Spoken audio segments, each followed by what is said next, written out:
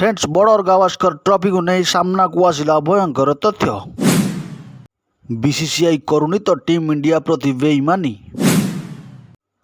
Team India एभली pitch को नहीं भारतीय पूर्वतन महान क्रिकेटर सुनील गावस्कर देले एभली बयान। तो फ्रेंड्स कौन रही भारतीय पिच को नहीं सुनील गावस्कर बयान आसतु जाना संपूर्ण खबर उपरे। यह पूर्व कौन रोहित सेना चलित बॉर्डर गावस्कर ट्रॉफी चतुर्थ मैच जीति यह सीरीज निज नाम कर सामर्थ हो पार कमेंट कर निश्चय जनइबे। तो फ्रेंड्स सूचना मुताबक चलित वर्ष WTC चैंपियनशिप फाइनाल मैच आसंता जून 7 तारिख में होगा जाऊँगी। से टीम इंडिया जोरदार प्रयास जारी रही बेले भारतर एभली स्पिनर मानक सुहाइला भली पिच को नहीं भारतीय पूर्वतन महान क्रिकेटर सुनील गावस्कर भारतीय क्रिकेट कंट्रोल बोर्ड BCCI और टीम इंडिया मैनेजमेंट उपर बसी।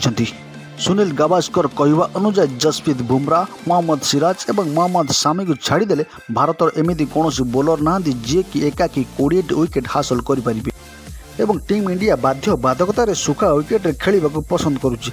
सुखा विकेट टीम इंडिया स्पिनर माने भल परफॉर्मेंस देवा सह दमदार बोलिंग कर भल विकेट नेउछंती। एथिमध्यनु सफा जना पड़ुछि जे WTC फाइनाल रे प्रवेश करबा ही एही भली पिच तैयारी करी BCCI एवं टीम इंडिया पिच रिपोर्टर भारतीय क्रिकेट में बेईमान ही करुछंती। एवं सुनील गावस्कर खास कर इंदौर पिच को नहीं बड़ बयान दे कहिसेंती WTC चैंपियनशिप में पहुंचने के लिए टीम इंडिया के पास वही एक ही तरीका था, उनके पास और कोई ऑप्शन ही नहीं था। अगर आपके पास ऐसे बेहतर बॉलिंग अटैक होता तो आप कुछ और कर सकते थे, लेकिन आपके स्ट्रेंथ आपके स्पिनर है। मुझे लगता है इसीलिए ऐसी पिच तैयार की गई है।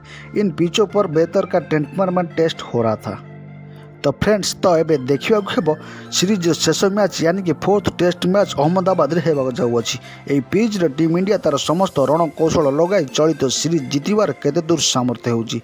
तो फ्रेंड्स ये तो थिला आमर आजिर वीडियो। जदि वीडियोटी आपण मानक भल लगी तो वीडियो को गोटे छोटिया लाइक कर आम चैनल को सब्सक्राइब कर दे।